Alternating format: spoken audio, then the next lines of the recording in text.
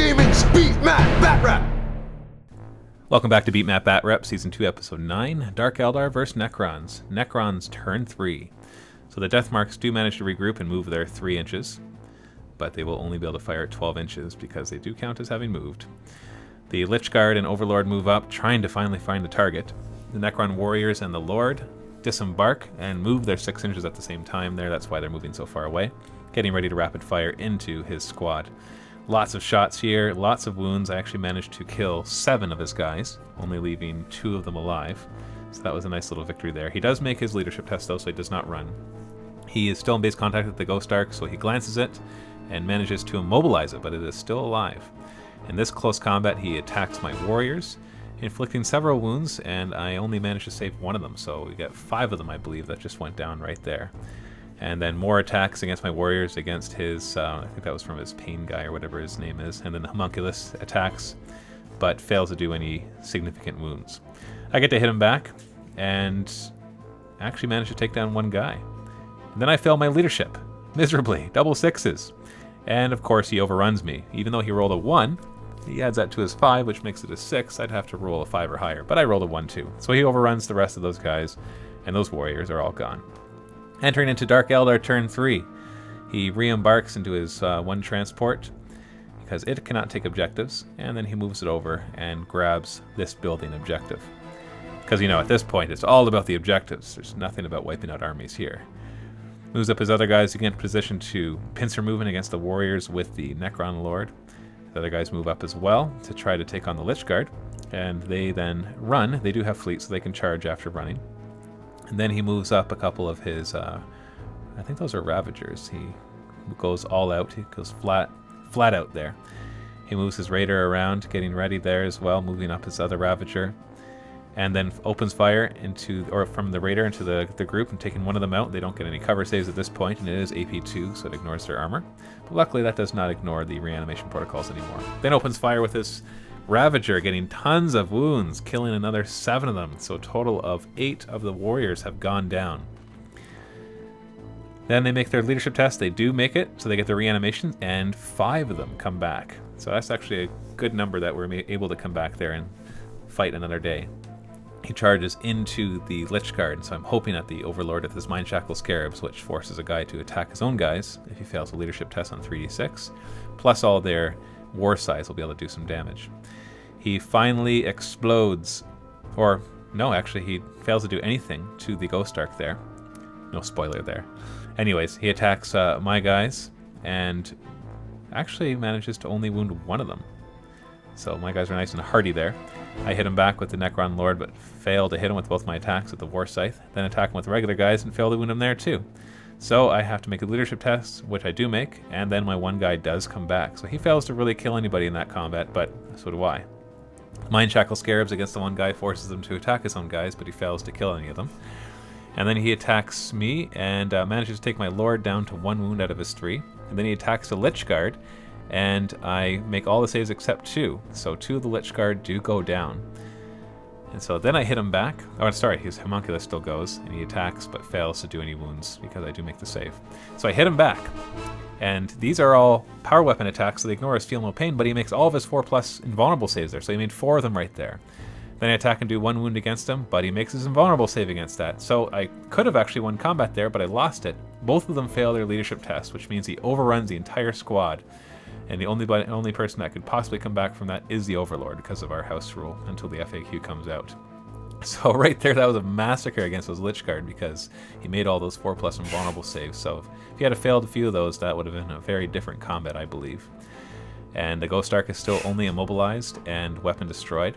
So it does actually have a target.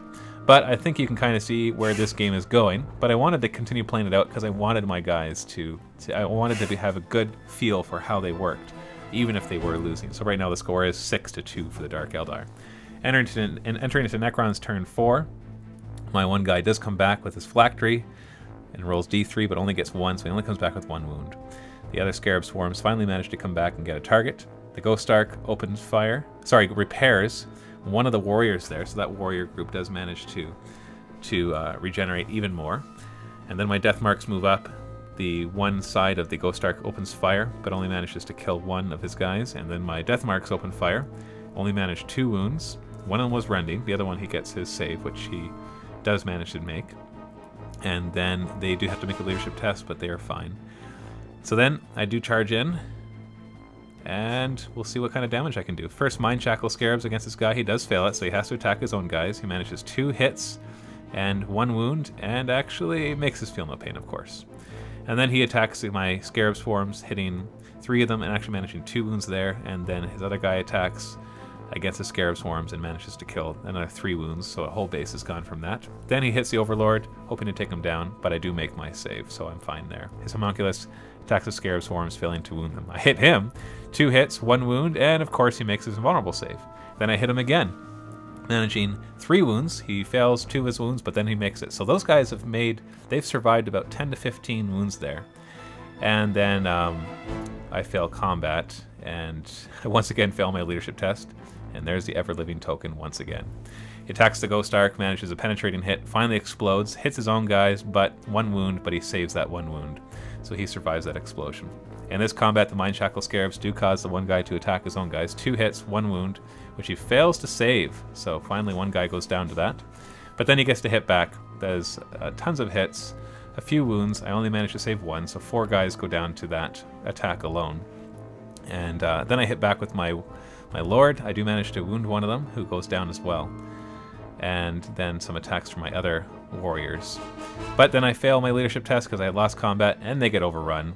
And this is when I realize there's no way we should even continue this game. And it's a Dark Eldar victory. Well, I hope that you enjoyed this battle report. Obviously, I kind of got my butt kicked. Sorry. It's okay. You don't have to apologize. I actually still enjoyed it and we kept playing. Like, I think it was pretty clear by the end of turn 2 or beginning of turn 3 that I was going to lose. But I wanted to keep playing anyways because I needed to see the Lich Guard in action. I wanted to see the Overlord in action. And overall, they didn't do very well. But I think that's mostly, it's hard to say because you made a lot of your 4+ invulnerable saves. There was it was ridiculous. There's one round where there was 8 that he had to make, and he made all 8 of them. And so the Lich Guard should have killed 4 guys, and they should have won combat, statistically, and he made all those saves. So it's a hard thing to gauge on your first game, just how good or how bad something is. So don't go judging the Necrons. You can judge me all you want, but don't go judging the Necrons based on that one game, because I just brought what I had. There's warriors and immortals on foot without support. Obviously, that's not very good. The one group of warriors that had the Lord with them, they just would not die until the end, because they just kept getting back up with that 4+ reanimations protocol thing.